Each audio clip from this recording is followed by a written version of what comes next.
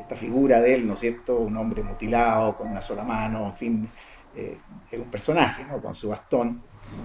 Íbamos a comer a la casa de alguien, por ejemplo, y tanto él como Marina comenzaban a dibujar inmediatamente. Había una sobremesa y la sobremesa era conversar, pero ellos sacaban su lápiz y comenzaban a dibujar. Entonces, de repente quemaba un corcho, por ejemplo, y dibujaba con el corcho quemado. Sí, cualquier cosa, con el dedo. ¿Sí? Que, fuimos con mi padre me lleva a Bellas Artes y visitamos el taller de grabado, donde yo, por supuesto, al ver el tórculo que había ahí, la prensa enorme, ¿no es cierto?, que era esta prensa que habían regalado los franceses, ¿no? ¿Cómo se llama? La Michelin, esta prensa enorme, ¿no es cierto?, era un lujo para Chile, diría yo, ¿no? Era, por supuesto, era entrar a un laboratorio, entrar a un lugar que era muy chiquitito, ¿no? Pero era muy estimulante, muy emocionante. La historia del grabado en Chile yo creo que la soporta Hermosilla, ¿no es cierto?, desde su emergencia muy fuerte.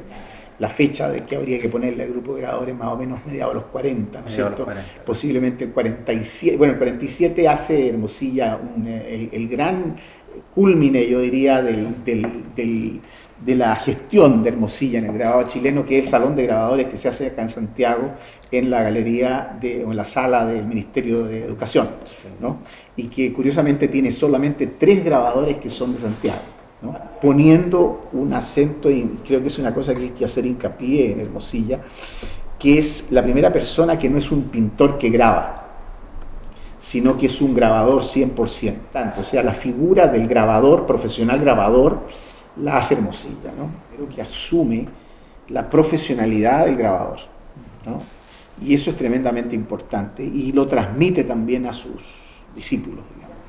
Viene de un sentido que surge de algún modo de la imprenta. Su padre era litógrafo, ¿no es cierto?, pero él es un amante de los libros. La idea de grabado de él es un grabado prácticamente de la empresa gráfica, un grabado de la edición del libro, ¿no? Claro, de la tradición del libro. Donde yo diría que poco logró hacer, o relativamente poco logró hacer, y yo diría que más lo hizo justamente con De Roca, más que con otro, digamos, ¿no?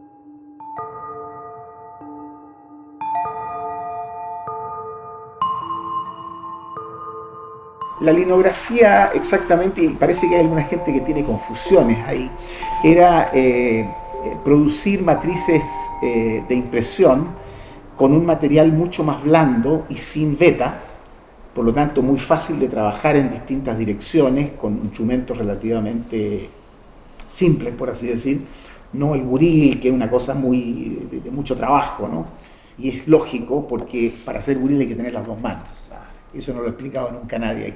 Se pone una almohadilla, se toma la plancha y se fuerza la plancha para hacer entonces era imposible que un hombre que tenía una sola mano pudiera grabar en talla dulce, digamos, con buriles, ¿no? Es una técnica para hacer clichés sin usar material fotográfico y sin tener que hacer el grabado en madera en boj o en madera de contrahilo, como se llama, ¿no? Nombre así, es una calcografía.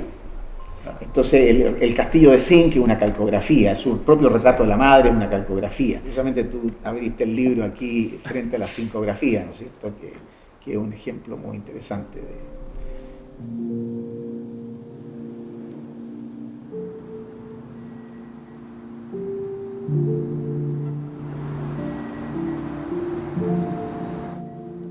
Fue en el 80, 81, no me recuerdo exacto, en una exposición que yo hice en el Chileno Británico de Cultura aquí en Viña. Y ahí fue a ver la exposición que yo tenía, que era una de dibujo. Entonces, porque yo dibujaba, ilustraba libros y cosas así, y él me subió y me bajó porque no me dedicaba al grabado, porque yo decía que tenía que dedicarme al grabado. Creía que el concepto de grabado era democracia, básicamente, y el hecho de que él expusiera hasta en los colegios, desde siempre. Incluso le pedían un trabajo, una serie de trabajos, y decía, ya dono esto, y donaba un montón de grabados o dibujos para un lugar específico que pueda ser admirado por otros, haber visto todo. Lo hizo en varias bibliotecas, en lugares así como públicos, pero de gente común y corriente. Pero él consideraba el grabado como la impresión, desde la impresión misma, de la tipografía misma. Entonces no tenía ningún asco en decir que cualquier cosa que podía replicarse de esa manera era grabado. Entonces el hecho que en los 80 yo tengo unos grabados que son fotocopias, porque él decía que la fotocopia era parte del grabado. Perdona, unos grabados de Carlos Hermosilla. Carlos Hermosilla, de Pablo Neruda y otro de Gabriela Mistral, hecho en fotocopia. Tenía otros originales, pero él me dio y lo firmó ahí, uno de Carlos, de ellos dos, y están fotocopiados. Simplemente, no, esto es un grabado, porque puedo sacar las copias que quiero. Él lo firmaba como dice la norma. La norma dice que con lápiz grafito tienes que hacerlo de tal manera. Él mandaba la punta del cerro a eso. Lo que le interesaba es que llegara a la gente. Entonces él firmaba con lápiz pasta en cualquier parte.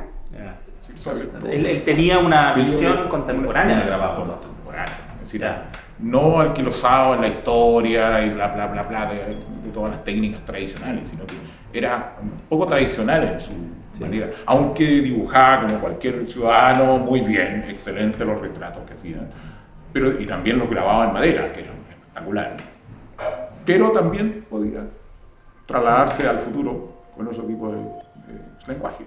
Uno puede sacar una imagen visual de luz y sombra y traducirla en un grabado, copiándola, y ya es absolutamente voz populi en todo el mundo. Hay un proceso, yo creo, siempre. Uno comienza con lo tradicional, por decir, o usando las herramientas tradicionales, por decirlo, de hueco grabado, silografía y todas las técnicas necesarias. Y después se va dando cuenta con toda la información que llega de afuera. Antes no había internet. Entonces hay que ver que leer, ver o concursar. Que en los años 70 ya estaba Camiser, Raquel Fornoer y González en Nueva York. Y ellos están traduciendo el lenguaje, traducir a otra idea, a otro concepto. Siempre se quedan con la decoración de interior. Y la idea de Raquel Fornoer o de Camiser era cambiar el discurso, que todo era grabado al final. Porque ellos tradujeron al final que todo era grabado, porque todo podía copiarse. Hasta las personas podían copiarse. En el proceso de grabado, de iniciación al grabado de la escuela, que vengan a conocer los planos, la planografía, el hueco grabado y el relieve, las tres. Y antes no metíamos el plano, ahora metemos varias cosas en el plano, para que puedan al final de un semestre poder adquirir alguna información de lo que viene. Y han vuelto a algunas cosas que tienen que ver con la silografía, siendo que ya egresaron, ya están listos para irse. No, yo quiero hacer silo de nuevo, lo que me decía, y de hacer pero regresa con una visión distinta. Entonces resulta un lenguaje bastante práctico, por eso, porque se puede traducir inmediatamente a la impresión, a cualquier impresión. Entonces la silografía y otros medios son posibles de traducir a un lenguaje contemporáneo. Un gesto es un grabado. Ahora que sea tan elaborado y todo eso, cada uno lo decide sobre eso. Háganlo, le digo yo nomás. Sí, háganlo. Si aquí lo único que, como comenzamos el discurso de hablar, de que pasó un huevo frito aquí en esta prensa para saber cómo se imprimía el huevo y salió la mancha, por supuesto. Y encima viene de la matriz. Te da la autoridad como para hacer eso. Entonces, conceptualmente se puede hacer cualquier cosa. No hay límite.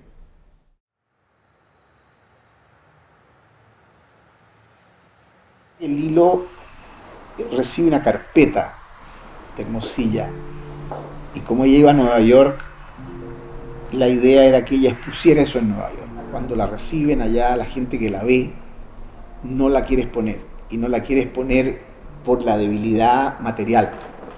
Los papeles son malos, y como son malos los papeles, son malas las impresiones.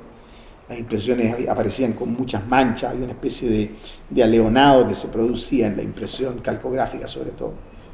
En los fondos, no eran fondos limpios completamente. Entonces a veces se camuflaba eso porque, por ejemplo, Hermosilla trabajaba mucho un trapeado, ¿no? Hacía unos toques así, que era un poco maquillaje, que era llevar que es una vieja discusión de los grabadores, ¿no? Si el grabado tiene que ser puro, impoluto técnicamente, o si el grabado acepta un cierto trucaje. Entonces la conectan al hilo con C. Grosser, que es un gran especialista alemán, ¿no es cierto?, de origen alemán en Nueva York, y C. Grosser le regala su libro sobre el grabado, la historia del grabado, el grabado europeo, en fin,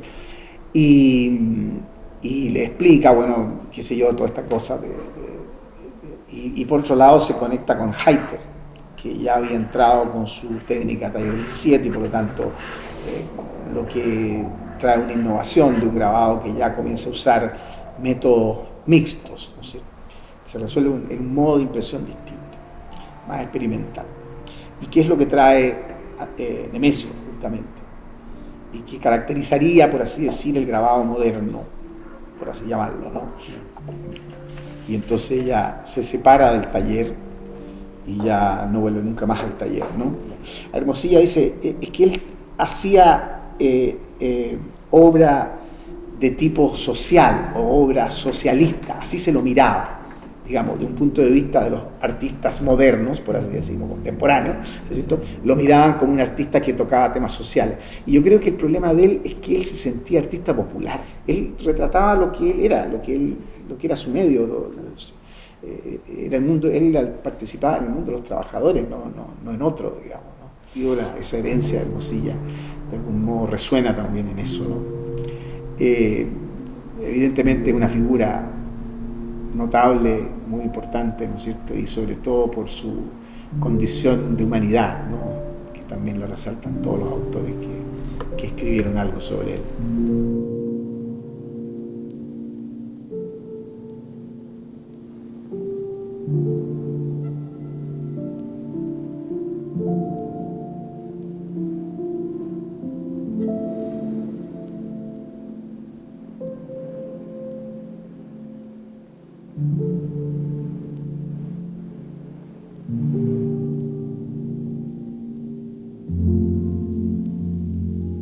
No es menor que en el tiempo se haya materializado esa utopía de tener en Valparaíso un museo del grabado. Y sobre todo lo más relevante es que a partir del fondo de las obras que donó Carlos Hermosilla tenemos parte importante de la historia del grabado chileno. En una suerte de asociación borgiana, Carlos Hermosilla inicia la enseñanza del grabado en la recién iniciada Escuela Municipal de Bellas Artes. Recordarás que en ese momento la escuela todavía no funciona en el Palacio Vergara, y en 1959 se realiza su primera retrospectiva. Antonio Romera escribe el catálogo en esa edición de publicación que tenía la escuela de la Facultad de Arte de la Universidad de Chile. Hay que tener presente que Carlos Hermosilla era un artista militante. A propósito de eso, no es casual que hemos seleccionado esta obra de Carlos Hermosilla, que corresponde precisamente a la década de los 40, la serie de las banderas, ese imaginario respecto de la relación arte, política o sociedad, como se le llamaba en ese momento, muy vinculado con una escena que también en el último tiempo ha sido estudiada, que es el tema del muralismo. Un estudio que he hecho de la obra de Carlos Hermosilla, a mí me parece, sobre todo la serie de las banderas, que son casi como bocetos o maquetas de murales, es decir, acá la vemos en unas medidas a escala de 20 por 30, pero en sí da cuenta de esa suerte de monumentalidad. Indudablemente el efecto de enseñanza de Hermosilla dio para lo que se denominó en un tiempo el grupo de grabadores de Viña del Mar, que tiene diferentes microescenas, es decir, por mencionar algunos nombres: Roberlindo Villega, Medardo Espinosa, Aldo Gabo, ya más contemporáneo, y también hay un eje de inflexión con Sergio Roja. También pasaron por este taller Edgardo Catalán, el mismo que hemos mencionado anteriormente, Hugo Rivera. En ese sentido, entonces, Hermosilla, por por decirlo partesianamente, por biografema, está con la historia de su padre, pero yo creo que, y también por biografema, recuerda que él tiene problemas de salud y cuando está en Santiago se entera que en 1931 se ha abierto la Escuela de Artes Aplicadas y ahí él se empieza a formar en el espacio de arte con Marco Antonio Bontá y muy pronto luego va a reproducir localmente ese, podríamos llamar, efecto de enseñanza. Es por la procesualidad del grabado es que se da en este marco colectivo, es decir, esto que el taller de grabado esté dividido en zonas secas, en zonas húmedas, zonas de impresión, exacto, hace que tenga como esa dimensión y también él, en este caso puntualmente por la figura de Carlos Hermosilla, que él enfatizaba ese aspecto de diálogo, el taller como un espacio de conversación, como un espacio de aprendizaje. Se conjugan estas dos variables, es decir, la obra y la enseñanza, y de ese punto de vista me parece sumamente relevante esa situación. Todo lo que está sucediendo me parece que arma constelación, que estamos en condiciones ya de que deberíamos sentarnos a escribir la historia del grabado chileno.